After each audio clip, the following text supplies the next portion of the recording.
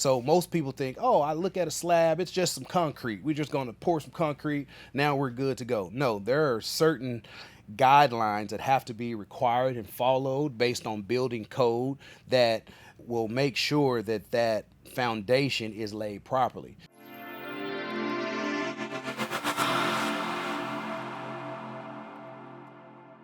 I find it fascinating. We could talk about this forever, but I'm going to jump around. New apartments. Record number coming online right now. I'm starting to see the free rent creep back in. I'm starting to see some leasing specials.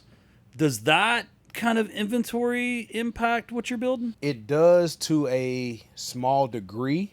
It really impacts it because new construction and multifamily are classified different, right? But depending on the area, so a lot of times you have areas that just want rental properties, right? They want you to come in and they want you to build, whether that's single family or multifamily, they just want to have rental inventory. They want people to rent, right?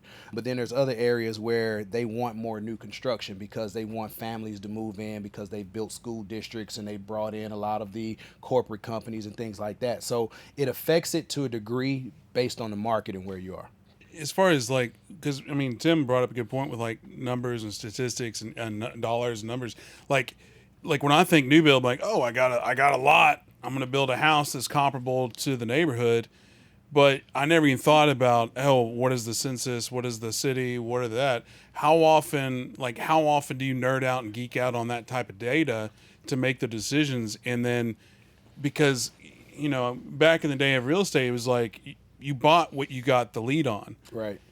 Are you targeting areas where it's like, hey, this area is right for new builds? Yes and no. So one of the things that I've learned, you have to follow the big builders, right? Because number one, what I know for sure 100%, they have more financial resources to do the analysis that I don't have. Mm-hmm. So wherever you have a LGI or DR Horton or First Texas, right? They've done some type of research prior to starting that development, right? So I look for those areas where either it's a big box builder or some type of larger builder that's starting development. And usually those developments are neighborhoods that are 900 units, 1,100 units, right?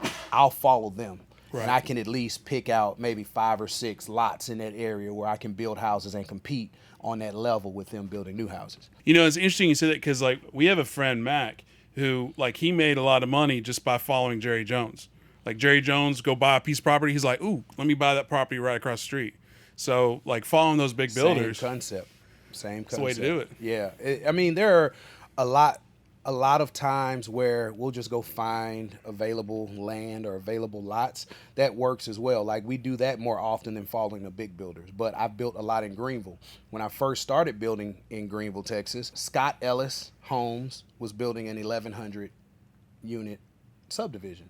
LGI was building 900, right? I started buying lots in Greenville. Ended up building, 15 or so houses in Greenville.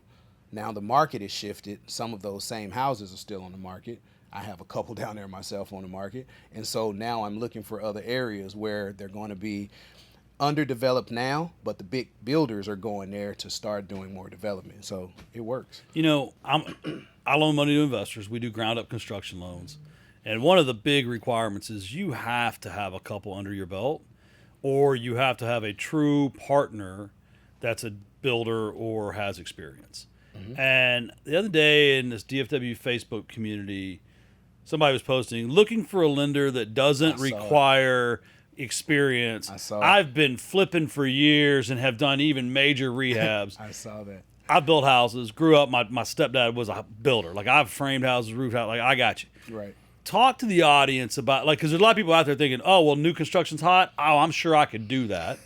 Why don't you talk to the audience about the nuances and the differences you found between new construction and maybe even a flipper that does major rehabs? Right. So what people don't understand about new construction is, right? So myself personally, just speaking about me, I teach 14 phases of new construction, right? But in between each of those phases, I have another 100 micro phases that have to take place before I can get to the next phase. So most people think, oh, I look at a slab, it's just some concrete. We're just going to pour some concrete. Now we're good to go. No, there are certain guidelines that have to be required and followed based on building code that will make sure that that foundation is laid properly. Let's stop there. Okay. As a new home builder in Texas, how long is the warranty? Well, you have what's called a 1-2-10. So you have a 1-year warranty, 2-year structural, 2-year mechanical, and then 10-year structural. They just changed the law to drop that 10 to 6. So to answer your question, you got about 6 years on your structural. Right. And so I'm going to stick on the foundation because, hey, Okay. the foundations, like in all business, is the most important thing. Absolutely. Because you go out and you're used to flipping and maybe posting in that same Facebook group looking for the cheapest guy you can get to pour a driveway on a flip. We all know that the rebar in that driveway is not done properly. Or there. Or there. Or there. Or there. And in a new home slab, if it's not done properly, you can set yourself up Oh, yeah. for bankruptcy, really. Oh, yeah. That could be your first and last house. Yeah. Yeah. Well, On the first and last phase. On the first and last well, phase. I think also it's like when you're doing rehabs, it's first of all, I'm not a lawyer, I'm not a flipper, I'm Right. just a guy talking into a microphone. Do you get a permit? You do get a permit. The You're answer is supposed yes. to. You, Let's say you that. You're definitely get a supposed permit. to get a But permit. most flippers are like, well, If I get caught. if Right. you get caught, Really? yeah. But when you're talking about new build, there's so much nuance in the red tape and like, hey, you don't just get to buy it and immediately start working on it. Right. You have to buy it and then the plans and then all that stuff. So I think that right there is a huge culture shift between a flipper and a builder because Right. the flipper is like, maybe you get a permit, maybe you don't. Let me tell you where I experienced this recently. In Rockwall. Okay. More than, I would say, 80-90% of the permits in Rockwall are new construction.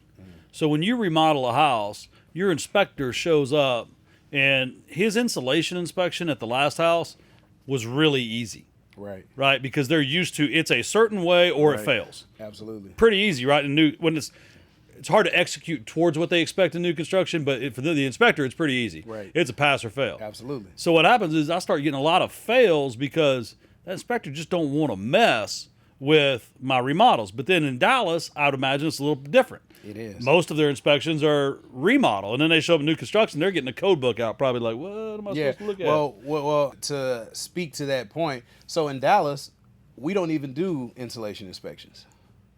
There's no insulation inspection for any new construction in Dallas. There should be. But I get your point. Like, yes, there are times where you're flipping, right? And that difference causes your delay or stalling project because the inspector can come out on a house that he has to inspect insulation and see that it's R13 in a 2x4 stud wall and say, hey, they're good. Yeah. And then he turns back around. Where in a flip, they have to measure if it's the right insulation and if it's the thermal imager and all of that type of stuff to see if there's any leaks behind there because it's an older house. So yeah, that's a lot of stuff, man. There's a lot of stuff.